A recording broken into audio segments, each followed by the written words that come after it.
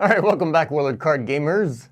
This one's for you. We are doing a long overdue deck review for for Atiratu first. Let's look at that. There we go. Deck review? Deck review. Deck overview, deck review for Atiratu. This is the deck. Ideas. Yeah, deck, what do you want to call it? This is the Ancients deck. A couple of versions of it.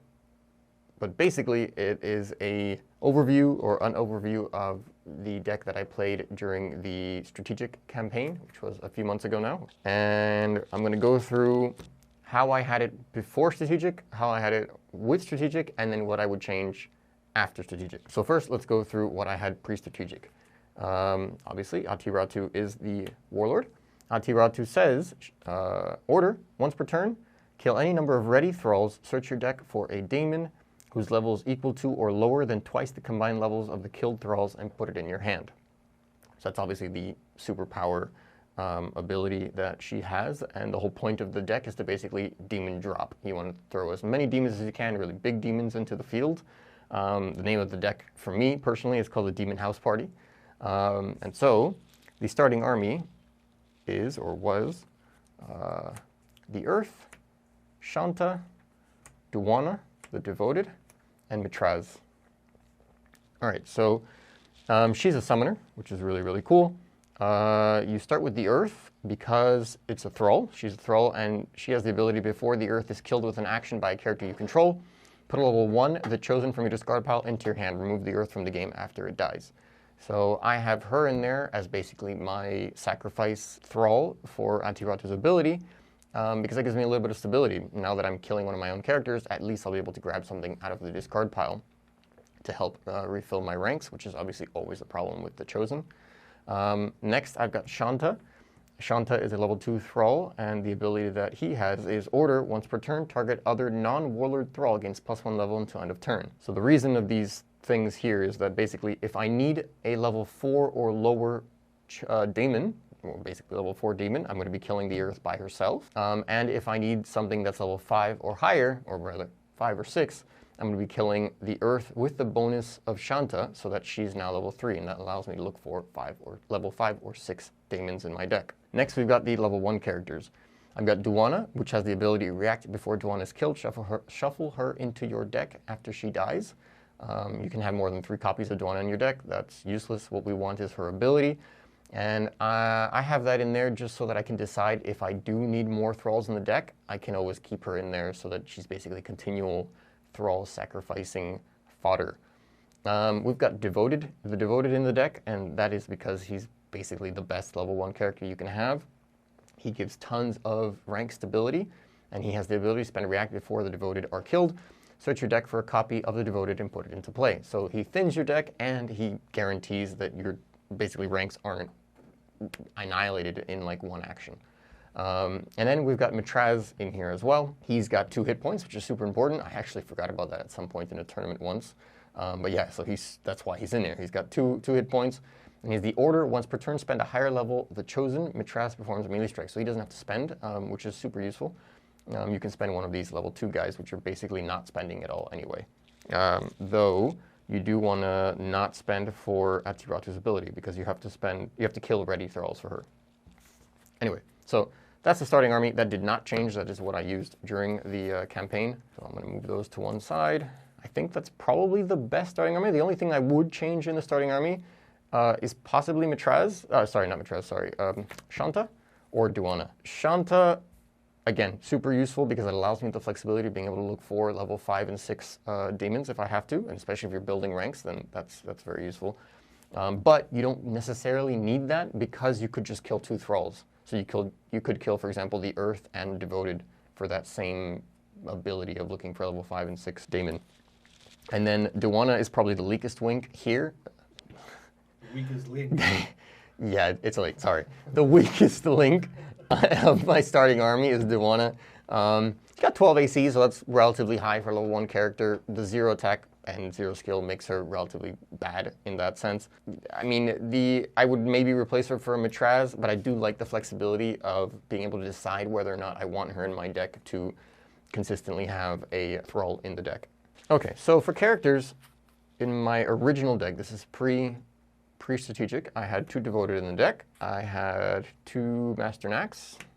Master Nax is an amazing level 4 character, well, level 3, but he comes in as level 4. Your thralls gain +1 attack, and he has the order once per game, kill a thrall. Master Nax either gains +6 attack and power attack +6, or +1 level for casting spells and +5 skill.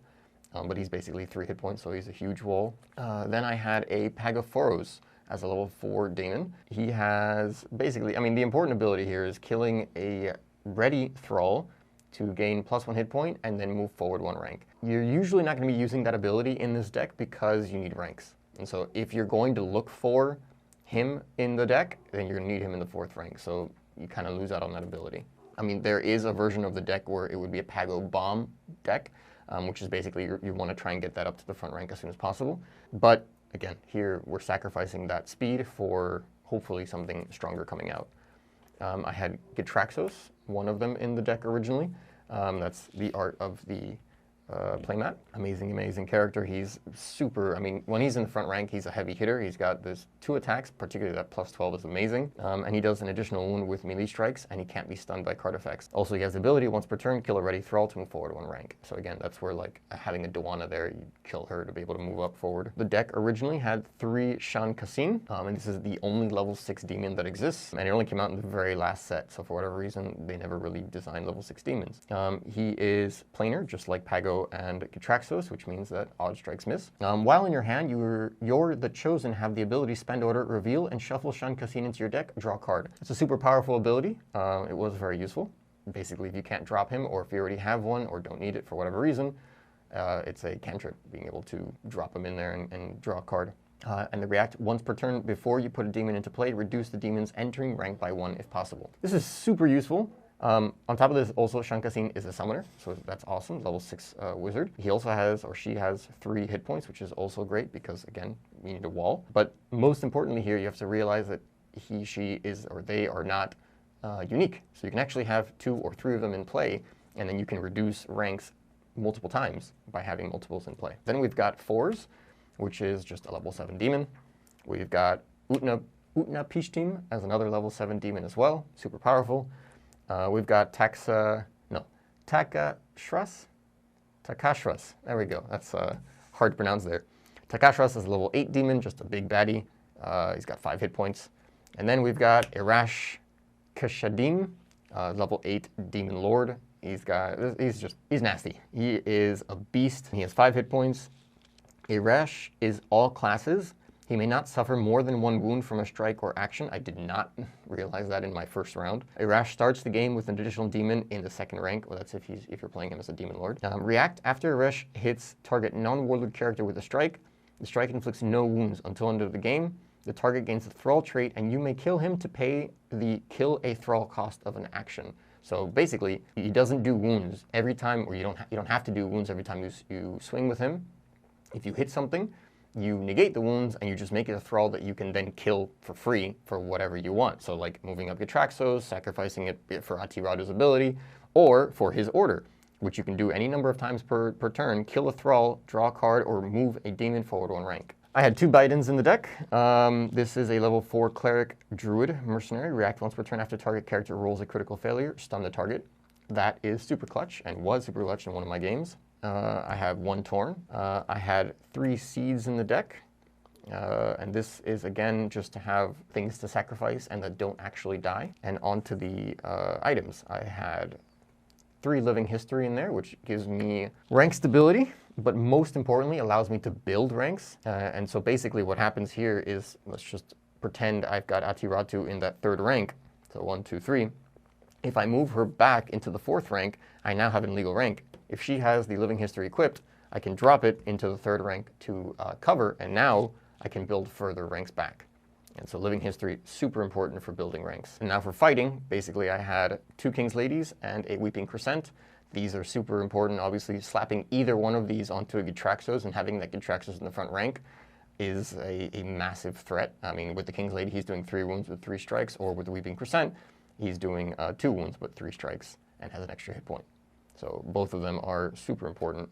And obviously putting them on Irash is also amazing. Now I've got, I had 3 giant turtles, and that is obviously for movement. Then I've got 3 Meet-at-the-Ends, that was for draw. We had 3 extensions, also for draw. It's like torn, but basically being able to fix it a little bit is super useful. Super important in this deck. Originally this was out of Sorsha from Saga of the Storm, but we've got Rise and Obey. Rise and Obey is a summoner's only card, and now that we have Atiratu and Shan Kassin in here, it's just spend order, search your deck for a character, show it to the other players, and add it to your hand. So that's super important, like knowing exactly which character you're missing to build ranks. For draw afterwards, we had, for movement, we had Uncertain Path as well. Then I also had 3 Summon Ally in the deck, and that was to reduce, just like Shan Kassin, reduce ranks of whatever you're bringing into play. And lastly, I had 3 Tree Walks in the deck. And so this is super important because it's really hard to get things forward into the front rank randomly, like, you know, one thing at a time, as in with a giant turtle or with Uncertain Path or just spending forward or whatever. Stunning forward is super slow. Tree Walk is amazing because it's something you don't really see coming, especially out of a wizard deck, and that's why I've got the Bidens in here. And also, Eresh can cast it, and so can Utnapishtim. So that was really important, basically having multiple characters that can actually cast Tree Walk. So that was the deck pre-strategic, and I did make some changes just because I tend to play much more of my game. I like being able to do my thing and my thing only, but I do realize that meta was super important and that I had to have something that would disrupt opponents' decks. So what did I do? I removed the Summon Allies, I removed the Seeds, I removed 1 Tree Walk, I removed the Giant Turtles as well. And last but not least, I also removed 1 Devoted. No, not last but not, I also removed 1 Shan Kassin. So yeah, this is the stuff that I removed. I decided to remove the Giant Turtle because in my experience, it was a lot slower than I really hoped. It's just not enough, and just like 1 rank at a time. It's a turtle. Yeah, it is a turtle. But the giant turtle, the reason the turtle was in here originally is because it says spend the turtle, move this character, and up to 2 adjacent characters forward 1 rank. So the idea there is obviously to try and take advantage of the fact that you can move 2 or 3 characters forward at a time. The issue, though, is that ranks are always a problem playing the Chosen, and especially when you're trying to play up to 8 ranks, it's going to be hard for you to actually have 2 characters next to each other. Summon Ally I removed just because it definitely didn't feel like it was effective enough, and having Shan Kassin in-game kind of does the same thing. And the Tree Walks, I removed 1 of those as well, just because there aren't enough characters in the deck for me to play it outright, so I didn't want to draw a Tree Walk necessarily in the first turn and not be able to play it for no reason. So I reduced that down to 2. And the Shan Kassin, I didn't realize how important he or she it is, and I was like, you know, having 2 in the deck should be enough, and so I removed 1 of those. The Devoted, again, I removed that because I definitely wanted to reduce the possibility of having more than 1 in the deck, because having 2 could mean, and does happen, where you draw it in your initial hand, and that just sucks. That's a dead card, basically. I mean, you don't really need that 1 hit point outright in your hand. It takes up a slot that you could definitely use with something else. So I wanted to reduce that possibility there. And most people assume you're playing with 3 of them in your deck, and so I didn't want to give away that information, so they're going to kind of avoid attacking the Devoted just because they were like, oh my god, you're going to get another one out of the deck, that's annoying. And so that, you know, I kind of played with that. And then lastly, the Seed I removed just because I didn't think I would be using Atiratu's ability much past the first turn, generally. And I really needed to get as many big things out as possible, as quickly as possible. And so I wanted to focus on that. So what did I do with these things that I removed? I added 1 Gitraxos just because he's so powerful that, and I also, basically the goal was to have him out first turn as often as possible.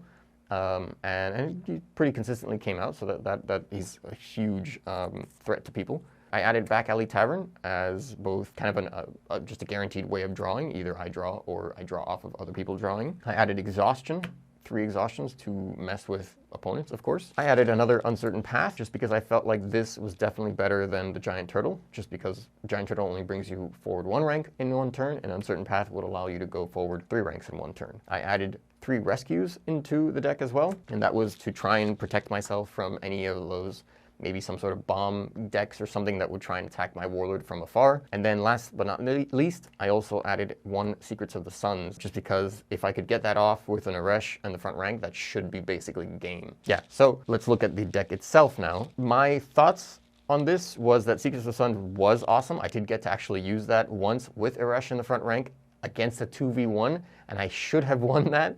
But unfortunately, the game went to time, and I just didn't have the time. I played super carefully because I knew that it was going to be a very difficult match. I mean, almost the entire, I guess, tournament of strategic, as I mentioned before, Chosen were just ganged up on in the sense that everyone was approaching the portals together with a friend, 2-on-1, and getting those free kills. And so it was very difficult for us to actually survive and win a certain match, and especially with the Chosen, because Chosen are not great at holding ranks, and we didn't have other people that were generally with us when we were playing these games on 2-on-1. And so, yeah, it was really hard to pull out anything out of those games. And so I did get one where everything happened the way it needed to, just ran out of time. And so that was very, very frustrating. I should have won that if I had had maybe another 5-10 minutes in the game, I think. So yeah, that was really good. I think the card that was most useless throughout the whole of Strategic was probably Uncertain Path. It's just too slow. It's a spend order, and then it requires you to have 3 actions to move that character forward. And God forbid somebody's actually playing with, oh boy, I might need you to find this now. There we go, Infinity's End. Infinity's End, so if somebody's actually playing with Infinity's End in their deck, then that, using that action twice would allow them to do 2 damage to the character in question. In the deck, I only had Pagaphoros as a level 4 Daemon to play, or to search for. And that was one thing that did kind of hurt me a little bit. I think that I would definitely switch that out for an Oleodynatus. And the reason for that is because, again, with Pago, you're not really using his ability, so he's going to have 2 hit points anyway. And with this guy, you can actually play Cleric and Wizard spells. And so basically, if I had an extensions or something in my hand, I mean, that's kind of the main thing I would be using. If I had an extension in my hand, I could play it with him. And so I can decide whether I need to look for that or not. Whereas Pagaphoros, if I've got extensions, which did happen to me, where I had Rise and Obey in my hand and extensions at the same time. And so I couldn't play both of them because I only had one character, Atiratu, that could play it. So if I had been able to search for Oleodynatos, then he would have been able to play extensions, and then my Warlord would play Rise and Obey to get maximum effect. And then the only other card that comes to mind that I could have used would have been Mistress Degani. And she gains +1 for casting spells, so I saw her the other day, and that allows me to have one more character that could play Tree Walk. I mean, I could use her, or I could throw another Biden into the deck, just because he's not unique either, and his ability is super critical. Basically, I mean, it helps out basically any character rolling that 1, and automatically you're stunned. And that definitely, one of the Warlords did that once during the strategic tournament. It was a lot of fun. And that was, I believe, in that game where I did get Iresh up into the front rank and fighting. So again, I should have won that. It was very frustrating that I didn't, because that would have been an epic win. But yeah, whatever. It happens. It was a lot of fun when it did happen. So, what do you think? Let me know down below if anything like glares out, as in like shouldn't have that in the deck. I do believe that for the most part, the changes that I made were definitely super useful. And like I said, I think the only thing that I really felt was frustrating was Uncertain Path. I'm not sure what I would remove these 2 for. Maybe more characters. Yeah, Shan Kassin is definitely one, so I would definitely replace Ishan Kassin. I would probably remove, the Pago and leave Oloidis, or whatever his name is, in there. There you go. So I would have to put one more in. You go there. Yeah, I would either put another Tree Walk back in. I would maybe leave Pago in there, or another Biden, or the Mistress Degani. I'm not sure. That's what I would do. What would you do? Let me know down below. Like and subscribe, and we'll see you in the next one. Take care.